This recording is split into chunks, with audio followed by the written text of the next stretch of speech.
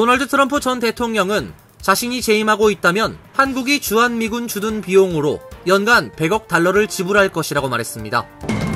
대선이 20일 앞으로 다가온 가운데 치열한 경합지인 조지아주의 대선 수개표 방침이 법원에서 제동이 걸렸습니다. 소수계 우대 대학 입학 제도인 어퍼머티브 액션 위원 판결 이후 처음 맞이하는 올해 입시에서 아시안 학생들은 여전히 명문대 입학 과정에서 차별을 받고 있다는 주장이 제기됐습니다. 자신이 거주하던 조지아주 애틀랜타 노인 아파트에서 무참하게 살해된 90세 한인 노인 사건의 수사 보고서가 공개됐습니다. 용의자는 한인 노인의 머리 등을 50차례 이상 칼로 마구 찔렀던 것으로 나타났습니다. 뉴욕주에 거주하는 1,070만 명의 납세자들이 망명 신청자 위기 대응 비용으로 평균 $215를 쓰게 된다는 분석이 나왔습니다. 이상은 오늘의 주요 뉴스입니다. 시청자 여러분 안녕하십니까? KBN 뉴스입니다. 도널드 트럼프 전 대통령은 자신이 재임하고 있다면 한국이 주한미군 주둔 비용으로 연간 100억 달러를 지불할 것이라고 말했습니다. 트럼프 전 대통령은 어제 시카고에서 열린 시카고 경제클럽 주최 대담에서 내가 백악관에 있으면 한국은 주한미군 주둔 비용으로 연간 100억 달러를 지출할 것이라며 그들은 머니머신이라고 말했습니다. 대선을 앞두고 한미는 이달 초 2026년 방위비 분담금을 전년도 대비 8.3% 인상한 1조 5,192억 원으로 정하고 2030년까지 매년 분담금을 올릴 때 소비자 물가지수 증가율을 반영키로 하는 내용을 골자로 한 방위비 분담금 협정 문안을 타결한 바 있습니다. 따라서 트럼프 전 대통령이 거론한 연간 100억 달러는 한국이 2026년 이후 지불할 액수의 9배에 가까운 액수입니다. 결국 이날 발언은 트럼프 전 대통령이 대선에서 승리해 재집권할 경우 방위비 분담금 재협상을 요구할 것임을 시사한 것으로 풀이됩니다. 트럼프 전 대통령은 자신이 재임했을 때 한국의 50억 달러의 연간 방위비 부담금을 처음에 요구했으나 한국이 난색을 표해서 일단 20억 달러를 내게 하고 그 다음 해에 다시 50억 달러로 만들려 했다고 주장했습니다. 이어 그는 2021년 조 바이든 행정부 출범 후 자신이 합의한 것을 다 뒤집었다면서 부끄러운 일이라고 말했습니다. 공화당 대선 후보 도널드 트럼프 전 대통령이 유세 도중 음악을 틀고 30분 넘게 춤을 췄습니다. 민주당 후보인 카멀라 해리스 부통령은 그의 정신 상태에 대해 우려를 표했습니다. 트럼프 전 대통령은 14일 펜실베니아주 오크스에서 경제를 주제로 타운홀 미팅을 개최했습니다. 실내였지만 경호 문제로 창문을 열 수 없었고 이 때문에 청중 2명이 잇따라 기절했습니다. 트럼프는 에어컨을 틀어달라고 요청했고 행사 진행자인 크리스티 돔 사우스 다코타 주지사가 높은 인플레이션을 꼬집으며 현재 경제 상황에서 아마 그들은 에어컨을 감당할 수 없을 것 같다고 응수했습니다. 그러자 트럼프 전 대통령은 더 이상 질문은 하지 말자. 그냥 음악을 듣자. 음악회로 만들자.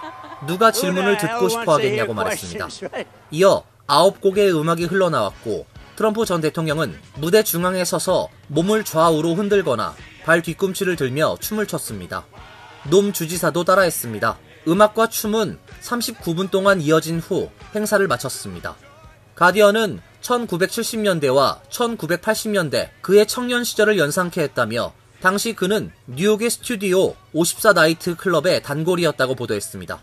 해리스 부통령은 트럼프의 정신 건강에 우려를 표하며 그가 괜찮기를 바란다고 말했습니다. 대선이 20일 앞으로 다가온 가운데 치열한 경합지인 조지아주의 대선 수개표 방침이 법원에서 제동이 걸렸습니다. 조지아주 최대 도시 애틀랜타를 포함하는 풀턴 카운티 상급 법원은 조지아주 선거관리위원회가 지난달 통과시킨 수개표 결정의 효력을 일시적으로 중단한다고 판결했습니다. 내달 5일로 예정된 대선을 앞두고 수개표라는 적지 않은 의미를 띤 결정이 선거에 너무 임박해 이뤄진 만큼 선거 절차에 혼란을 초래할 소지가 있다는 이유에서입니다.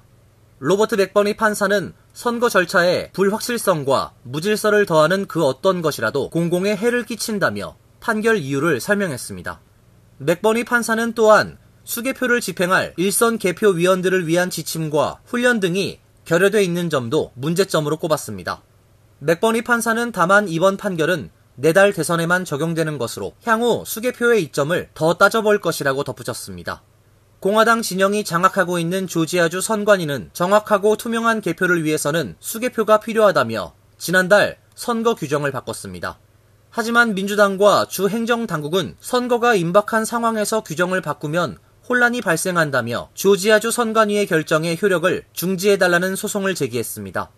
수개표 반대론자들은 투표용지를 일일이 손으로 분류할 경우 상당한 시간이 소요될 뿐 아니라 일부 지자체 선관위원들이 수개표 작업을 이유로 선거 결과에 대한 승인을 거부하거나 미룰 가능성을 우려해왔습니다.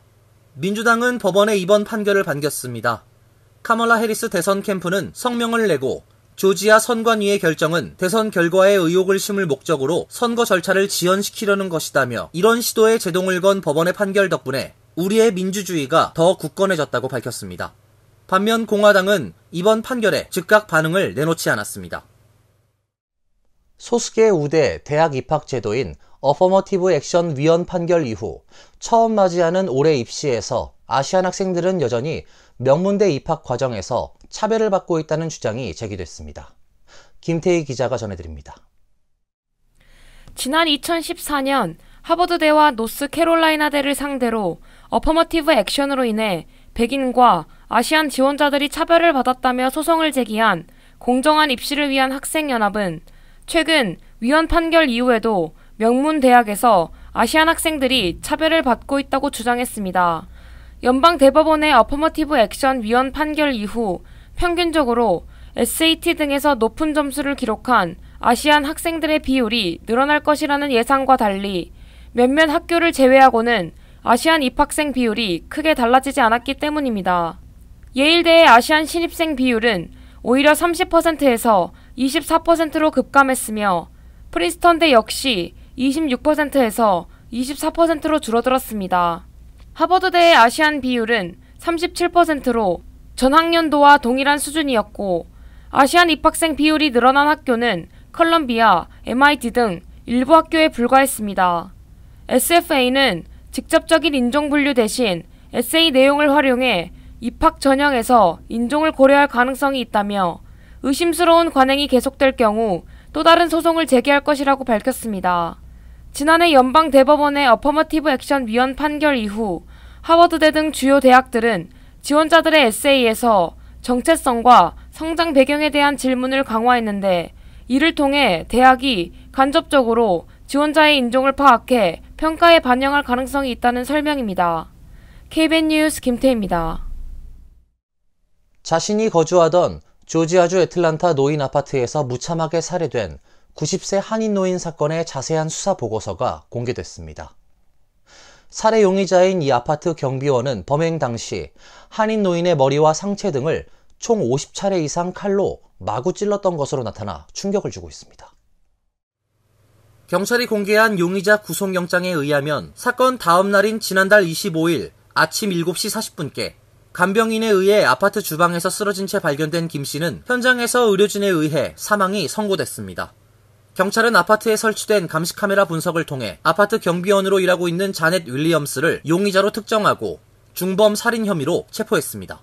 당일 아파트 감시카메라에 잡힌 동영상 자료에 따르면 김 씨는 24일 정오께 아파트로 가기 위해 엘리베이터를 타는 모습이 마지막으로 목격됐습니다. 오후 3시 15분께 어두운 색깔의 경비원 유니폼, 카고 바지, 크록스 신발, 마스크, 안경, 신분증을 걸 수 있는 끈, 빨간색 식료품 가방 등을 착용한 윌리엄스가 남쪽 엘리베이터를 타고 아파트 5층으로 올라갔습니다. 경찰은 6분 후 윌리엄스가 안경과 마스크 없이 엘리베이터를 다시 타고 로비로 내려왔다고 구속영장에 적시했습니다. 그녀의 바지 다리 부분이 찢겨져 있었고 바지는 젖은 채 진한 붉은 얼룩이 져 있었다고 경찰은 명시했습니다.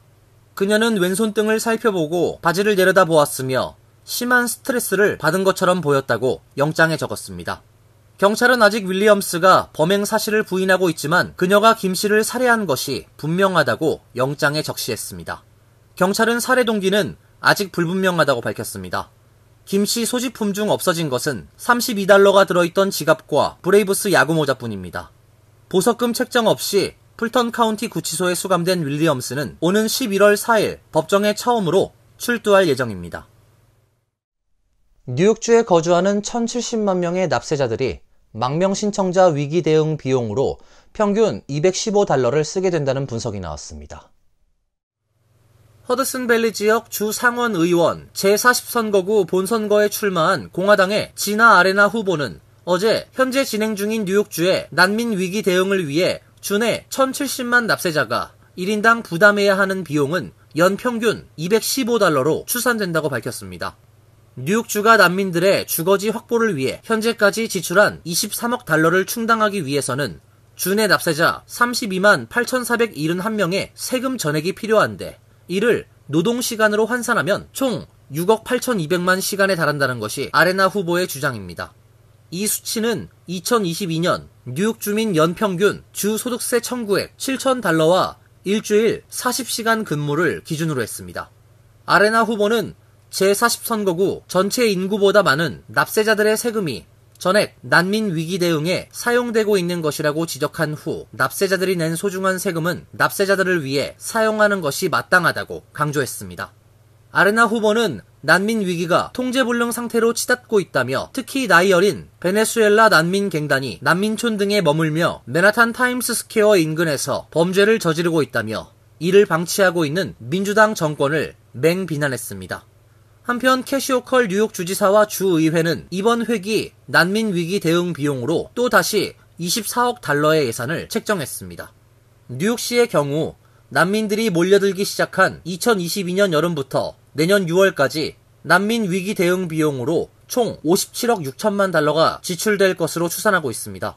난민 위기 대응 비용은 대부분 난민 거주지 확보를 위해 사용되는데 뉴욕시는 내년까지 최대 14,000개의 호텔 객실을 추가 계약한다는 방침입니다. 뉴저지주가 주민 7만 7천 가구의 의료부채 $1억 2천만 탕감합니다. 필 머피 뉴저지 주지사는 어제 의료비 부채 탕감 지원 비영리단체 언듀 메디컬 데트와 협력해 7만 7천 가구의 뉴저지 주민을 대상으로 $1억 2천만 의 의료부채를 탕감할 것이라 밝혔습니다. 주지사는 이날 1여년 전 38세 나이로 사망한 펭귄북스 편집자 케이시 매틴타이어의 남편 앤드류 그레고리와 함께한 논의 영상을 공개했습니다. 이는 이들 부부가 언듀 메디컬 데트에 $110만 기금을 모금한 것이 의료부채 탕감에 영감을 줬기 때문이라고 주지사는 설명했습니다. 뉴저지주는 앞서 지난 8월부터 같은 단체와 협업하고 있으며 이번 2차 조치를 통해 연방정부 지원금을 들여 누적 12만 7천 가구의 의료부채 $2억 2천만 탕감하게 됩니다. 앞서 지난 8월엔 5만 가구의 부채를 탕감했습니다. 주지사가 지난 7월 루이자 카만 의료부채 탕감법에 서명한 것에 따른 조치입니다. 수혜 신청 절차는 별도로 없고 언듀 메디컬 데트가 병원들로부터 연체 기록을 공유받고 부채를 탕감합니다. 자격은 연방 빈곤선 소득 기준의 400% 이하인 가구, 의료 부채가 연간 소득의 5% 이상인 가구 등에 해당합니다. 수혜 대상은 오는 17일부터 서면 통지를 받게 되며 자세한 내용은 홈페이지에서 확인할 수 있습니다. 빚을 갚지 못하고 연체에 빠질 것 같다고 느끼는 미국 소비자들이 팬데믹 직후인 2020년 4월 이후 최고 수준으로 늘어난 것으로 조사됐습니다. 뉴욕 연방준비은행이 공개한 소비자 기대 설문조사 결과에 따르면 향후 3개월 이내에 대출 이자 등을 갚지 못해 연체에 빠질 것 같다는 응답은 지난 9월 14.2%로 2020년 4월 이후 4년 5개월 만에 최고치를 기록했습니다. 연체에 빠질 것 같다는 응답 비중은 지난 4개월 연속 상승세를 이어가고 있습니다. 특히 40에서 50대 중년층에서 이 같은 응답이 가장 크게 늘었다고 뉴욕 연은은 설명했습니다. 이 같은 연체 기대 상승은 인플레이션과 고금리로 가계 부담이 커진 가운데 부동산, 주식 등 자산 가격 상승의 혜택을 얻은 가계와 그렇지 못한 가계 간 격차가 커진 가운데 나왔습니다. 미국 가계의 신용카드 부채는 이미 경고등이 켜진 상황입니다. 앞서 발표된 뉴욕 연은의 가계 신용 보고서에 따르면 미국의 신용카드 부채는 2분기 1조 1,400억 달러로 1년 전보다 270억 달러 증가하며 사상 최고 기록을 경신했습니다. 30일 이상 신용카드 연체율은 2분기 9.1%로 올라 금융위기 여파가 남아있던 지난 2011년 1분기 9.7% 이후 13년 만에 가장 높은 수준으로 오른 상태입니다. 이어서 간추린 소식입니다. 워싱턴 DC의 주미 대사관에서 어제 전 주한미군 사령관 등이 참석한 가운데 한국의 밤 행사가 개최됐습니다. 한미 친선 군민협의회가 주최한 이날 행사에는 전직 한미연합군 사령관 겸 주한미군 사령관, 미 8군 사령관 등 30여 명이 참석했습니다. 한국 측에서는 조현동 주미대사, 박정기 한미친선군민협의회 명예회장 등이 자리했습니다. 협의회는 셔먼 전 사령관 및 밥 우드 전미 육군 2사단 사단장에게 잊을 수 없는 친구상을 시상했습니다. 셔먼 전 사령관은 내 아내와 저는 항상 한국에 대해 이야기한다. 여러분은 저희에게 너무 잘해주셨다면서 한국에서 복무할 수 있었던 기회가 있어서 감사하다고 말했습니다. 국방부가 한때 성소수자 장병의 커밍아웃을 금지한 정책에 따라 강제로 제대해야 했던 예비역 824명에게 명예제대 자격을 수여했습니다. 국방부는 로이드 오스틴 국방장관의 지시에 따라 관련 사례 2000여 건을 검토해 이같이 조처했다고 밝혔습니다. 오스틴 장관은 성명에서 군은 복무하기 위해 손을 들었지만 그들이 사랑하는 대상 때문에 거절당한 용감한 미국인들을 포함 모든 병력의 희생과 봉사를 계속해서 기릴 것이라고 밝혔습니다. 1994년부터 2011년까지 군에서 강제로 제대한 미군은 총 13,500명으로 추산됩니다. 이들 대다수는 명예 전역했지만 약 2,000명은 불명예 전역 처리되면서 연금과 주택대출, 의료 및 장애 관련 지원 등 일부 혜택이 박탈됐습니다.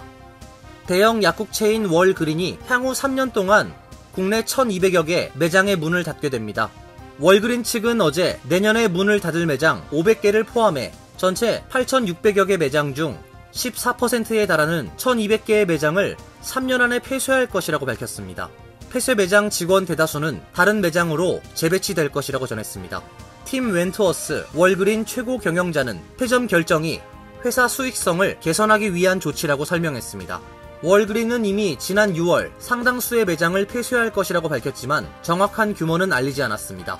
전문가들은 매장의 약품 외 상품의 경쟁력이 크게 떨어지는 데다 약국 혜택 관리 기업 등의 역할이 커지면서 약품 판매의 수익성이 악화됐다고 분석했습니다.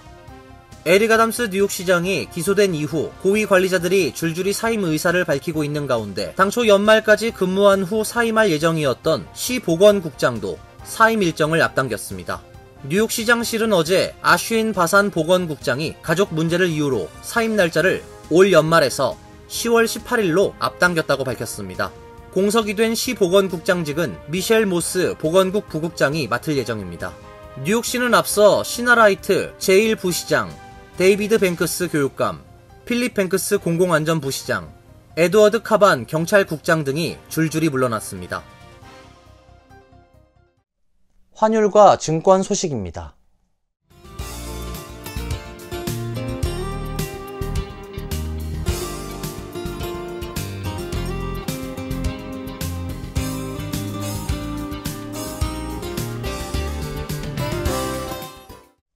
이어서 날씨입니다.